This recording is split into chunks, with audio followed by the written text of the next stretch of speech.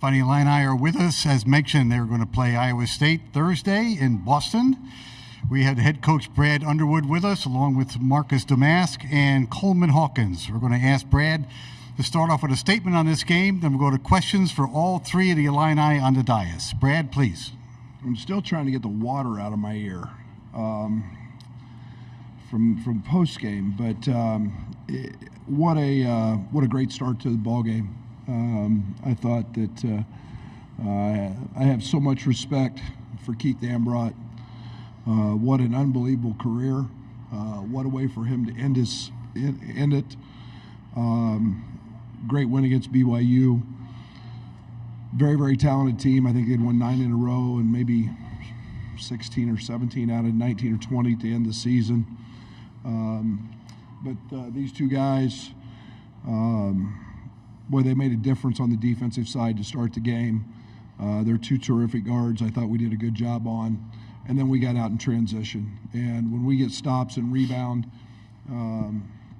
we can be pretty special. So just kind of continued little lackadaisical to start the second half, letting them have 3 or 4 threes. But for the most part, we got Marcus going in booty ball.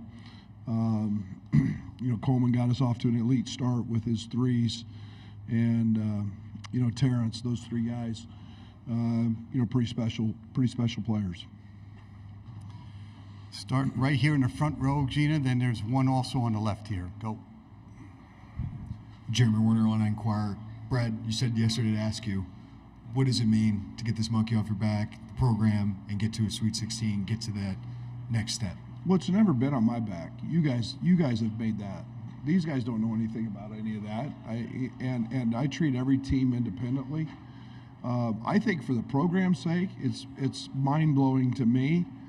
And I think there's frustration that we had a 1 seed and got upset in this very game. But this program's elite. And to not be there in 18 or 19 years, to me, that's more mind-numbing. We had tough draws and a couple injuries, and you get beat. And that's the beauty of March Madness. But it feels good to be advancing with this group. I've said all along, it's one of my favorite teams to coach, if not the favorite. So, yeah, on to Boston. Yeah, Abby. Abby Schnabel, Pittsburgh Post-Gazette. Coach Underwood, I noticed you had a moment with Keith Dambrot at the end of the game where you stopped and chatted with him. I was wondering if you'd be willing to let us in what you said to him and just what that moment was. I've known Keith for a long time and done clinics with him. So much respect for him as a coach, so much respect for his accomplishments, what he's done. He's always found winning. Winning's really, really hard to do. No matter the stops along the way, whether at the high school level, whether at Akron, and then obviously here at Duquesne.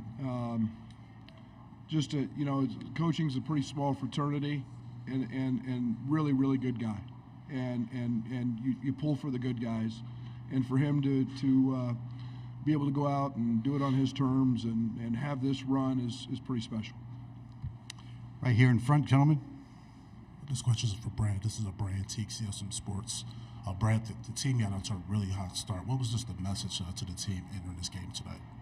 We talked about it. These guys made it a point. It wasn't very much fun being down 9-0 in a minute and a half. I'm to the point where anymore I don't have to say a lot. These guys are grown men. And they care. And sometimes they care too much. But, they made a point to it. And we talked about it. We had to get off to a better start. We couldn't let this team get some confidence coming off their BYU game, and we needed to make a statement. Left side, gentlemen. Steve Greenberg, Chicago Sun-Times. I'd like to hear from Brad and Coleman on this. When do seeds go out the window? You're a 3. You're going to play a higher seed next for the right to play potentially the highest seed after that. Do these seeds matter anymore? No. Coleman, you're first, please. I feel like the seeds don't matter as soon as the ball is tipped in that first round. I feel like that's evident every year. I feel like as soon as the ball is tipped, anybody can beat anybody. Whatever team plays the hardest. And it's an imperfect game, and to try to base it off of seeds is kind of bizarre because there's so many great players that play in the tournament, so many great teams, and all of them are chasing that one common goal, and everyone's going to compete extra hard. So I feel like the seeding's out the window in that first round. Really, it's game on. Yeah, I agree with that. I've been a 14-1. I've been a 12-1. I've been a 1 and lost. I think it's more about how you're playing. I think it's about the matchup. I think it's so many little factors that go involved. I think it's what makes this March Madness so unique. Is we've now seen 16s beat 1s in this thing. So our task is we've got in front of us a team that was seeded higher than us. Okay, we've played in the Big Ten. We've played some of the very best teams that the basketball has to offer. We've played a great schedule. We've been on the road. So that's what you do all those things for, is to prepare yourselves for these moments. Hold on a sec. Steve, do you have another comment for that? Let's go back to him, and then we'll go to the front. So do you guys feel like underdogs now, going against the two? I mean, according to the bracket, that's how people look at it. Do you feel like that? We'll go Marcus and Brad this time. Every time we step on the court, I don't ever feel like an underdog. No matter who we're playing, I think with this group of guys, we can always go out and beat anyone in the country. So, I'm really not looking at the seeds. I'm looking at Iowa State, who they have, and how we're going to win. Same. It's every game's in. It's when you've got a group that's veteran, when you got a group that's old, they know each other, they know how to play. I don't ever go in. I go in with a feeling of respect for the opponent and how good they are and what they do, but I never go in with the mindset that we got no chance. Maybe if we were playing the Celtics or somebody in Boston, I might feel a little different, but we've shown we can play with the best. We're under 4 minutes to go. We have 4 questions up. Here's 1, 2, 3 in the back, and Abby, 4. Go. So this was for you, Coleman. So you've been a foundational piece for the program. Just kind of walk us through just how you're feeling in this moment. Part of me wants to get really excited.